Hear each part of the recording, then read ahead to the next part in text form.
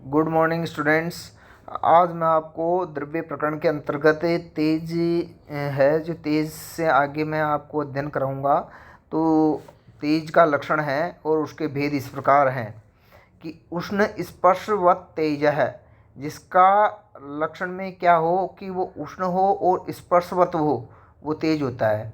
अर्थात गर्म हो और स्पर्श करने योग्य हो, उसको तेज कहेंगे।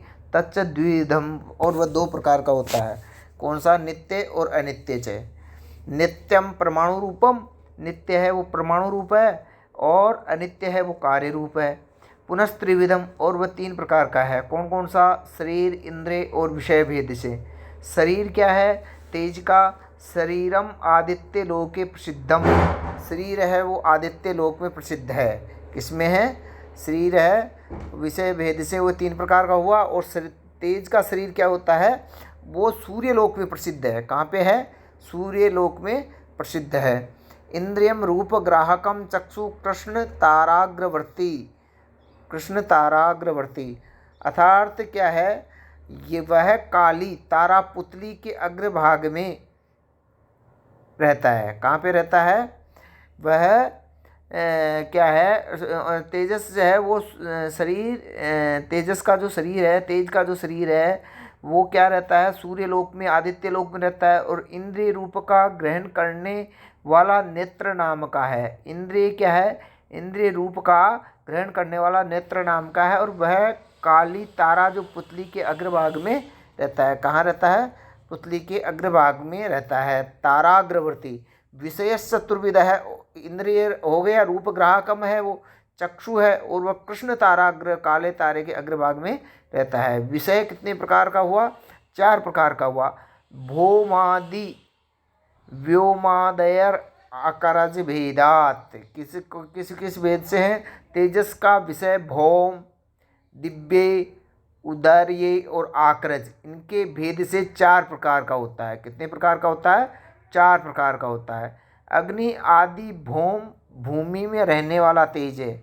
क्या है? भौमम वहिन्यादिकम। अग्नि आदि है वो कहाँ पे रहने वाला है? भौम, पृथ्वी में रहने वाला तेज है। और अप जल रूप ईंधन वाले तेज को दिव्य तेज कहते हैं। किसको कहते हैं? भौमम वैन्यादिकम और अविद्यनम दिव्यम विद्युत आदि। क्या है? आप जल रूप ईंधन वाले तेज को दिव्य तेज कहते हैं, और वह बिजली आदि है। और खाए गए पदार्थ के परिणाम का कारण जो तेज है उसे उदर्य कहते हैं। भुक्तस्य परिणाम हेतु उदर्यम। भुक्तस्य जो खाए गए है, खाया है, पदार्थ खाया है, भोजन खाया है, उसके पदार्थ के परिणाम का है वो तेज क्या है? उदर्य है। और आकर अर्थात खाने से उत्पन्न होने वाले तेज को क्या कहते हैं? स्वर्ण तेज कहते हैं। वो सोने जैसा तेज होता है। खाने से जो उत्पन्न हुआ है, खाने से उत्पन्न होने वाले तेज को स्वर्ण आदि तेज कहते हैं। अब यह है, अब यहाँ पे क्या है? केवलम स्पर्शवत तेज है ऐसा लिखे। ये जो लक्षण है उसको क्या है? उसकी व्याख्या कर रहे हैं कि यदि स्पर्शवत तेज है, स्पर्शवत लिखें तो क्या होगा? जलादि में अतिव्याप्ति होगी। इसलिए यहाँ स्पर्श का विशेषण क्या उष्ण भी जोड़ दिया रखा गया है, क्योंकि उष्ण है वो काल आदि साधारण कारण में भी रहता है। उष्ण कहाँ रहता है? काल आदि में भी रहता है। काल आदि में भी रहता है। अतः अतिव्याप्ति हटाने के लिए यहाँ पर क्या है? समवाय संबंधेन ये पद देना चाहिए। क्या देना चाहिए? समवाय संबंधित।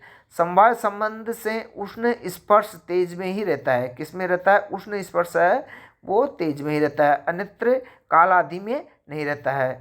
अतः ग्राहकम धर्म ग्रहण आदि में भी है। इसलिए अतिव्याप्ति हटाने के लिए यहाँ क्या दिया है? रूप ग्राहकम पद दिया गया है। कौन सा दिया गया है? रूप ग्राहकम। अब क्या है? भौम भेदात, यहाँ द्वंद्व समास के अंत में भेद पद होने से भौम भेदात, दिव्य भेदात और उदर्य भेदात, आक्रज भेदात ऐसा संबंध यहाँ पे कहना चाहिए। भौम जो विषय है वो वहिनी आदि है। यहाँ पर आदि पद से क्या है? खद्योत, जुगनू में भी इसका तेज रहता है, आदि का भी स्वीकार करना चाहिए। दिव्य विषय विद्युत आदि है। और यहाँ पर क्या है? पद से सूर्य चंद्र आदि का भी ग्रहण करना चाहिए। भुक्तस्य कहने से अन्नस्य और उपलक्षण रूप से पीतस्य जलस्य ऐसी कल्पना कर लेनी चाहिए। अतः खाए गए अन्न का और पिए गए जल का परिणाम यानी परिपाक का हेतु उदरीय और उदर का अग्नि है। उदर का क्या है? अग्नि है। अतः आक्रज विषय स्वर्ण आदि है। यहाँ पर आदि पद से रजत आदि को भी समझ लेना चाहिए। क्या समझ लेना चाहिए? रजत आदि को भी समझ लेना चाहिए। अब यहाँ क्या है? वायु का लक्षण दे रहे हैं। आगे का जो द्रव्य है वो वायु द्रव्य है। तो वायु क्या है? उसके लक्षण और भेद बता रहे हैं कि वायु किसे कहते हैं, वायु का लक्षण क्या है। तो रूप रहित, जिसमें रूप नहीं हो लेकिन स्पर्श हो, वह वायु होती है। रूप रहित स्पर्शवान वायु, जिसमें रूप नहीं हो और स्पर्श हो, उसको वायु कहेंगे। स द्विविध, वो दो प्रकार की है, नित्य और अनित्य। नित्य क्या है? परमाणु रूप है, और अनित्य क्या है? कार्य रूप है। स पुनः त्रिविध है, और वह भी तीन प्रकार का है। क्या? शरीर इंद्रिय विषय भेदात। अब शरीर क्या है? शरीर वायु लोक में रहता है। वायु का शरीर कहाँ रहता है? वायु का शरीर वायु लोक में रहता है। और इंद्रिय क्या है? स्पर्श ग्राहकम त्वक। इसका किस इंद्रिय के द्वारा ग्रहण किया जाता है? वायु का जो त्वक है, क्या है? त्वक है। त्वक इंद्रिय के द्वारा वायु को ग्रहण किया जाता है, पहचाना जाता है। इंद्रिय स्पर्श को ग्रहण करने वाला त्वक है, और वह समस्त शरीर में रहता है, सर्व शरीरवर्ती रहता है। वो विषय क्या है? वृक्ष आदि कंपन हेतु। वो कहाँ से उत्पन्न होती है? वृक्ष आदि के हिलने के कारण वायु उत्पन्न होती है।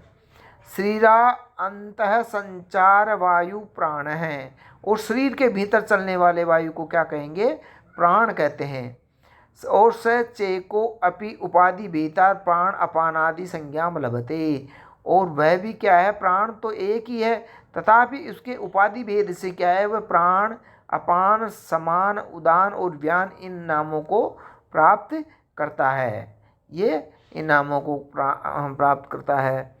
तो इस प्रकार यह हृदय प्राणों गुदे अपान समानो नाभिमंडले, अर्थात हृदय के अंतर्गत प्राण वायु रहता है, और गुदा के अंतर्गत अपान वायु रहता है, और क्या नाभि मंडल में क्या रहता है? समान वायु रहता है।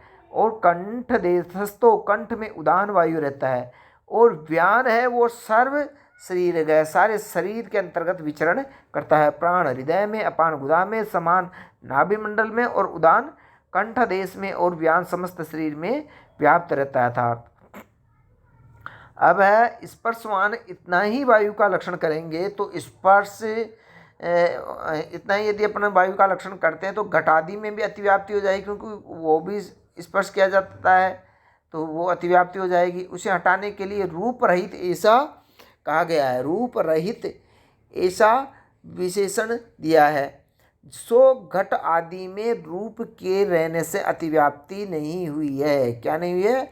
अतिव्याप्ति नहीं है। अतः अब खाली रूप रहित इतना ही दे तो आकाश आदि में भी अतिव्याप्ति हो जाएगी, क्योंकि वो भी रूप रहित है। आकाश आदि में भी रूप नहीं है, इसलिए स्पर्शवान ऐसा विशेष्य दल दिया गया है, अर्थात जो स्पर्श करने योग्य हो।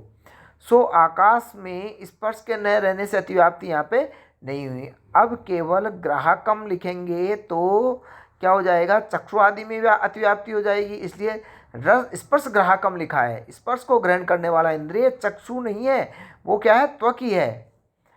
स्पर्श ग्राहकम इतना ही लिखेंगे तो साधारण कारण काल आदि भी स्पर्श ग्राहक है, उसमें अतिव्याप्ति होगी, इसलिए इंद्रिय ऐसा लिखा। काल आदि द्रव्य इंद्रिय नहीं है, ये इंद्रिय नहीं है। वृक्ष आदि के कंपन का कारण वायु विषय है। यहाँ पर आदि पद से जल आदि का भी क्या होता है? ग्रहण होता है। अतः खाली वायु प्राण है ऐसा लिखें तो महावायु आदि में अतिव्याप्ति होगी, इसलिए शरीरांतः संचारी ऐसा विशेषण दिया है। शरीर के भीतर संचरण करने वाला वायु प्राण है, महावायु नहीं है। अतः शरीरांतः संचारी इतना ही लिखें तो मन आदि में अतिव्याप्ति होगी। अतः उन्हें हटाने के लिए वायु ऐसा विशेष्य पद दिया गया है। मन आदि वायु नहीं है, संचारी ये पद नहीं देंगे तो धनंजय वायु में अतिव्याप्ति होगी। शरीरांतः संचारी कहने से धनंजय वायु शरीर में है पर उसके भीतर संचरण नहीं करता, अतः दोष नहीं है। प्राण एक है, उपाधि के भेद से प्राण अपान आदि संज्ञा को प्राप्त करता है। मुख और नासिका नाक से निकलने और प्रवेश करने से प्राण जल और अन्न आदि को नीचे ले जाने वाले अपान है। खाए हुए अन्न के परिपाक को, पेट के अग्नि को नाभि मंडल में ले जाने वाला वो समान है, और अन्न आदि को ऊपर ले जाने वाले उदान है, और नाड़ी मुखों में फैलाने से व्यान है, वो सब जगह रहता है। इस प्रकार क्रिया रूप उपाधि के भेद से एक ही वायु का प्राण आदि 5 नामों से व्यवहार किया गया है। अब आगे है आकाश। तो आकाश का लक्षण क्या है? शब्द गुणकम आकाशम तच्च एकम विभुम नित्यम च। शब्द गुण वाले द्रव्य का नाम क्या है? आकाश है, और वह क्या है? एक है, विभु है और नित्य है। आकाश का लक्षण है शब्द समवाय कारणत्वम आकाशम। जिसमें शब्द समवाय कारण से रहता है उसको आकाश कहते हैं। जो शब्द का समवाय कारण है वो आकाश है। विभु का लक्षण है सर्वभूत सर्व मूर्त द्रव्य संयोगित्वम विभुत्वम, अर्थात जो संपूर्ण मूर्त द्रव्यों का संयोगी है, जो संपूर्ण मूर्त द्रव्यों का संयोगी है उसे क्या कहेंगे? विभु कहेंगे। विभु 4 प्रकार के माने गए हैं। कौन कौन से हैं? आकाश है, काल है, दिक् है और आत्मा है। मूर्त का लक्षण क्या है? क्रियावत्वम मूर्तत्वम, अर्थात जिसमें क्रिया रहती है उसको मूर्त कहते हैं। क्या कहते? जिसमें क्रिया रहती है। मूर्त द्रव्य 5 माने गए हैं। कौन कौन से हैं?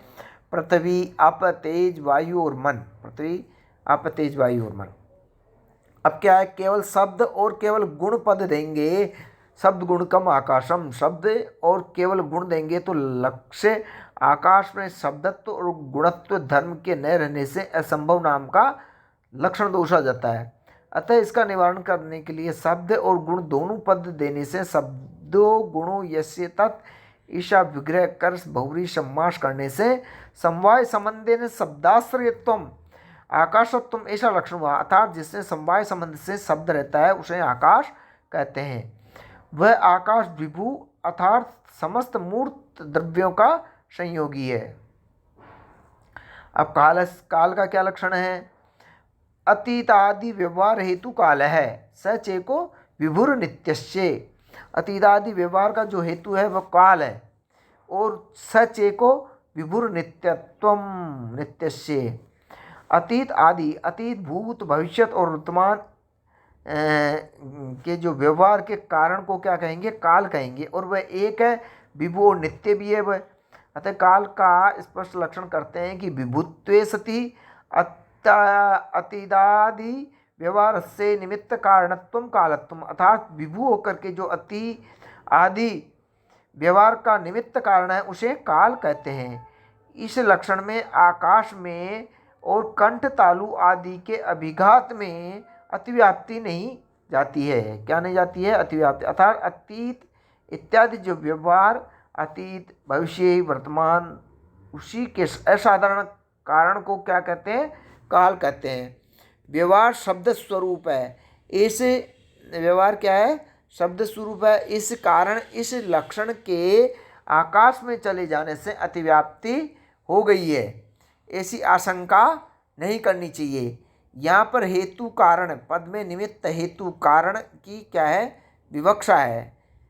अतीत आदि व्यवहार का निमित्त कारण काल है, आकाश नहीं।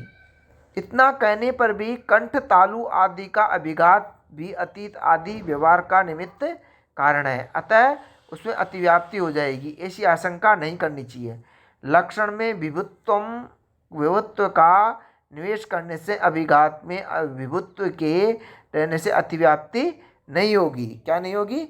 अतिव्याप्ति नहीं होगी। थैंक यू, धन्यवाद।